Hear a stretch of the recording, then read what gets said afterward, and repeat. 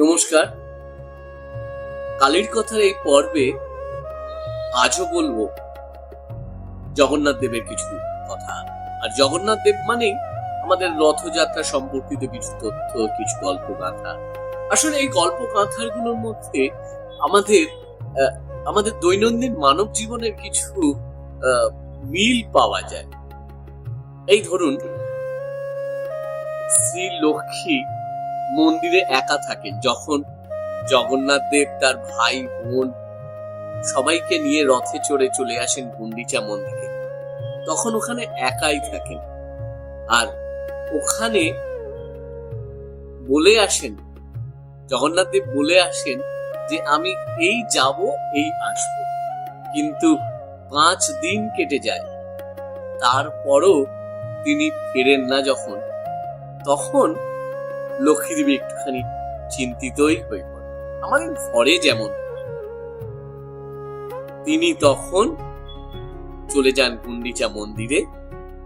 ওখানে গিয়ে দেখেন শ্রী জগন্নাথ তার ভাই বোনেদের সাথে আমোদে ভোজনে আহ্লাদে রয়েছে। ওখানে দেখে উনি রেগে যান। ফিরে আসেন যখন গুন্ডিচা মন্দির থেকে বেরিয়ে, তিনি রাগে জগন্নাথ দেবের রথের একটি ছোট্ট অংশ ভেঙে দিয়ে আসেন। এটা কিন্তু শুধু গল্প নয়, এই রীতি, এই গল্পটাকে বাস্তবে রূপ দেয় পুরীর জগন্নাথ মন্দিরের সেবায়িতরা। তারা পুরীর জগন্নাথ মন্দির থেকে রথ যখন বেরিয়ে আসে পঞ্চমীর দিন, 5 দিন কেটে যাওয়ার পর পঞ্চমীর দিন মা লক্ষ্মীকে নিয়ে আসেন মন্দির থেকে, কাঁধে করে পালকিতে করে তারা নিয়ে আসেন গুন্ডিচা মন্দির। সেখানে কিছুক্ষণ ঘুরিয়ে আবার ফেরত নিয়ে চলে আসেন শ্রীমন্দিরে। ফেরত আসার সময় তারা জগন্নাথ দেবের রথ একটি অংশ ভেঙে সাথে করে নিয়ে চলে আসেন। এই উৎসবটাকে বলে হেরা পঞ্চমী। এটাও খুব জাঁকজমক করে হয়।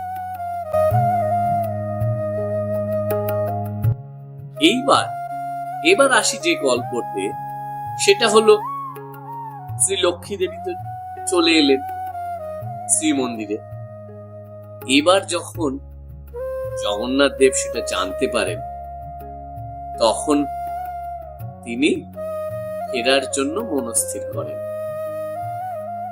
এবার তার মনস্থির করা মানে উনি যখন ফিরবেন তাদেরকে নির্দেশ দেন রথকে ঘোরাবার। এই যে রথ এবার দক্ষিণ দিকে মুখ করে এবার রওনার জন্য প্রস্তুতি নেয়, এই রীতিটাকেও বলে দক্ষিণ মোচড়। এটাও একটা তিথি মেনেই হয়। পঞ্চমীর দিন যেমন হেরা পঞ্চমী হয়, তেমনি এই দক্ষিণ মোচড় হয় ষষ্ঠীর দিন। এভাবেই জগন্নাথের রথযাত্রা উৎসব পুরীতে এক অন্য মাত্রা নেয়। আমরা এমনই সব গল্প শুনি, তখন অবাক হয়ে যাই। এ তো আমাদের ঘরের কথা, এ তো আমাদের মানব জীবনের কথা। তাই শ্রী জগন্নাথ আর আমাদের মধ্যে কোনো পার্থক্য থাকে না। ও আরেকটা কথা, এই যে দক্ষিণ মোচড় যখন হয়, মন্দিরের অভিমুখ যখন দক্ষিণ দিকে প্রস্তুতি নেয়, তখন বিভীষণ লঙ্কা থেকে প্রণাম করে। কারণ তার কাছে তো জগন্নাথ দেব মানেই শ্রীরামচন্দ্র। এমনই সব মজার মজার ঘটনা আমাদের সব দেব দেবীদের নিয়ে আছে। শুনলেও কত ভালো লাগে না? এবার রথযাত্রার পুনর্যাত্রার পরের দিন ওখানে আরো অনুষ্ঠান হয়, যেমন সোনাবেশ, তারপর লক্ষ্মী দেবী তো ঢুকতেই দেবে না, তার রাগ ভাঙানোর জন্য ওখানে আয়োজন হয়। মানে জগন্নাথ দেবকে হাড়ি করে রসগোল্লা নিয়ে তারপর ভেতরে ঢুকতে হয়, সেই রীতিটাকে বলে রসগোল্লা উৎসব। এইরকম নানান রকম মজার মজার গল্প আছে। আমরা জগন্নাথ দেবের এই রথযাত্রা, স্নান যাত্রা নিয়ে আমরা অনেকগুলো পর্ব করলাম, আমরা অনেক অনেক গল্প জানলাম, তাই না? আমরা এরপর আবার ফিরে যাব কালীর কথার অন্যান্য গল্প। আজ তবে এটুকুই থাক। নমস্কার। জগন্নাথ দেবের আশীর্বাদ নিয়ে সবাই ভালো থাকুন, সুস্থ থাকুন। আমাদের এই কালীর কথার প্রতিটি পর্বের সাথে